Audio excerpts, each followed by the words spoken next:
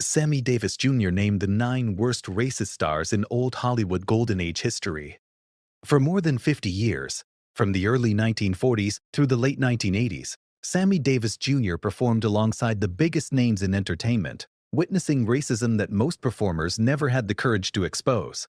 As the most prominent black entertainer of his generation, a core member of the legendary Rat Pack alongside Frank Sinatra and Dean Martin, and the author of 2 autobiographies that named names Hollywood wanted kept quiet, Davis had a unique perspective on the industry's racial dynamics that no other performer could match. Sammy saw everyone at their worst, explained a longtime associate who worked with him throughout his career. He was not just performing with them on stage, he was backstage with them at their private parties and their dressing rooms, watching how they treated people when the public was not watching. And as a black man in a white industry, he saw things they did not even bother to hide from him because they did not think he mattered enough to hide it.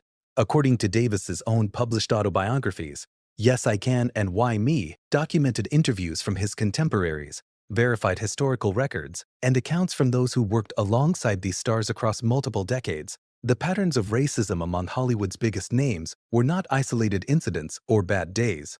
These were sustained behaviors that shaped the industry for generations. Stars who performed in full blackface and called it entertainment. Directors whose most celebrated works were used as recruiting tools for hate organizations. Icons who openly declared white supremacist views in national publications and never apologized. And beloved performers whose own children exposed the racism practiced behind closed doors. Most shocking were the names America trusted most. The director whose genius literally invented modern cinema and then used it to resurrect the most violent hate organization in the country's history. The 3-time Oscar winner who reportedly celebrated the assassination of Martin Luther King Jr. And at number 1, the biggest cowboy star who ever lived, a man who called Sammy his friend, defended him in public, and then told the world in print that he believed in white supremacy. Davis's 5 decades in the industry gave him something no other performer had.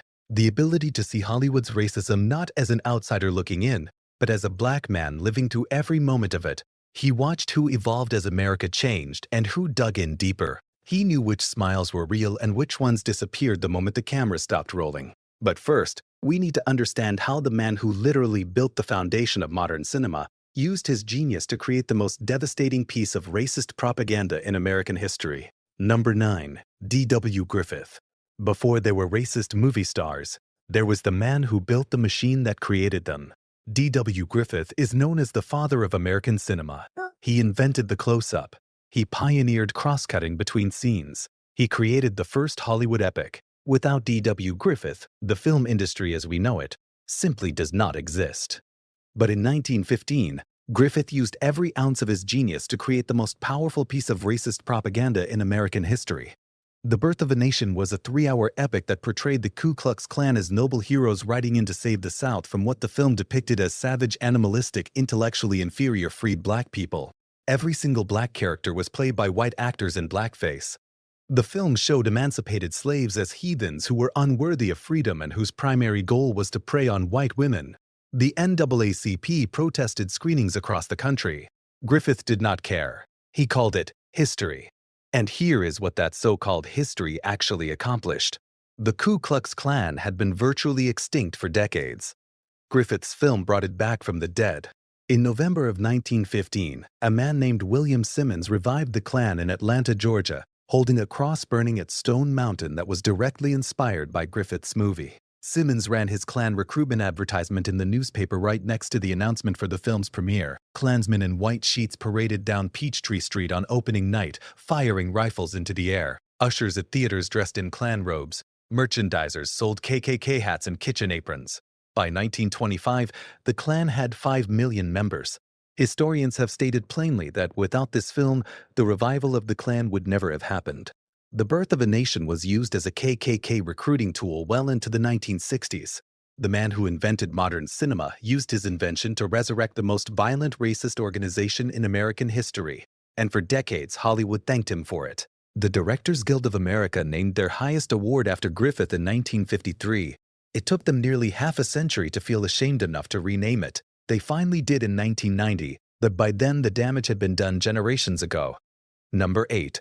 Shirley Temple. She was the #1 box office star in America before she turned 10 years old. Curly hair, dimples, and a smile that could melt the coldest heart. Shirley Temple was America's sweetheart, the most beloved child in the history of entertainment.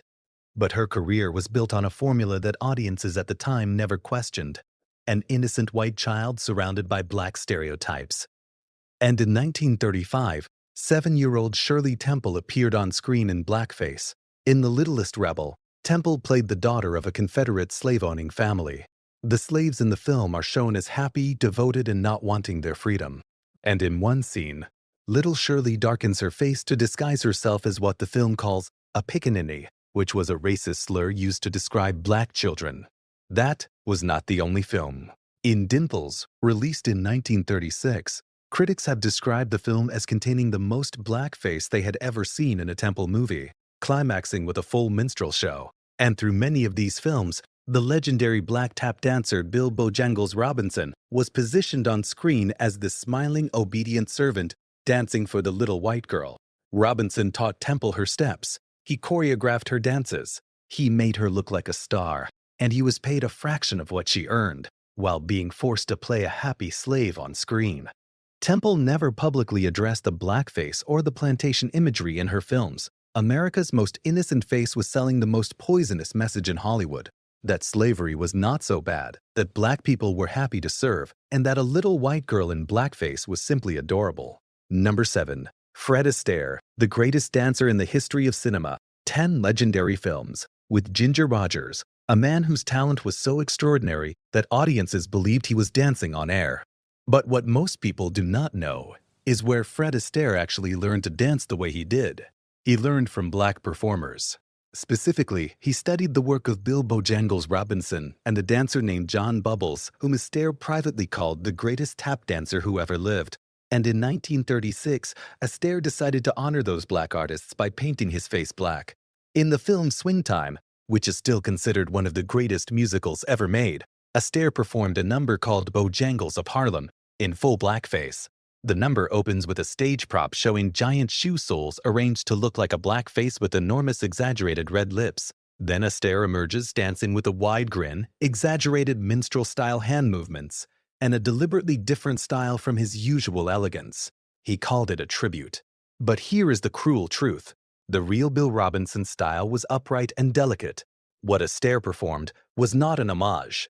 It was a caricature. He took everything black dancers could teach him. He absorbed their moves, their rhythms, their genius. He became the most famous dancer in the world because of what they gave him. And then he painted his face black and called it a tribute.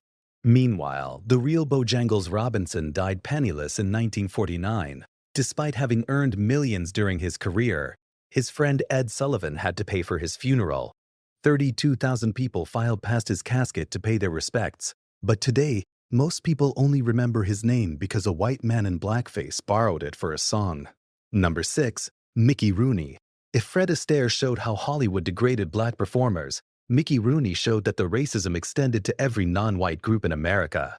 In 1961, Rooney appeared in Breakfast at Tiffany's alongside Audrey Hepburn in what is now widely considered the single most racist performance in the history of cinema. As the character Mr.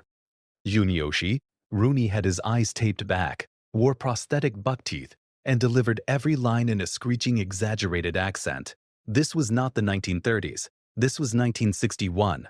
The civil rights movement was already underway. And yet, one of the biggest stars in Hollywood put on yellowface and turned an entire race of people into a punchline. The backlash took decades to build, but it eventually became overwhelming.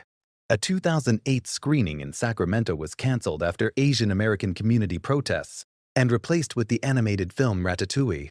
In the United Kingdom, a television network edited out every single one of Rooney's scenes from their broadcast.